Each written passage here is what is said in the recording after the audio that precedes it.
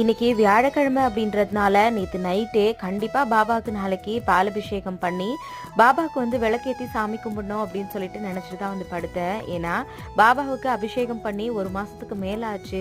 முன்னாடியெல்லாம் எல்லா வியாழக்கிழமையும் பாபா கண்டிப்பாக அபிஷேகம் வந்து பண்ணுவேன். இப்போல்லாம் என்னால் பண்ணவே முடியல. அது என்னோட மனசுக்கு ரொம்ப கஷ்டமாக இருந்துச்சு. இனிமே இதை வந்து கண்டினியூ பண்ணணும் அப்படின்னு சொல்லிட்டு இன்னையிலேருந்து நான் வந்து ஸ்டார்ட் பண்ணிட்டேன். காலையில் பிரம்ம முகூர்த்தத்தில் பாபாவுக்கு வந்து பார்த்திங்கன்னா அபிஷேகம்லாம் வந்து பண்ணி அதுக்கப்புறமா ஆரத்தி எல்லாம் காட்டி பிரசாதமாக வந்து பார்த்தீங்கன்னா இன்னைக்கு வடை தான் வந்து செஞ்சுருந்தேன்.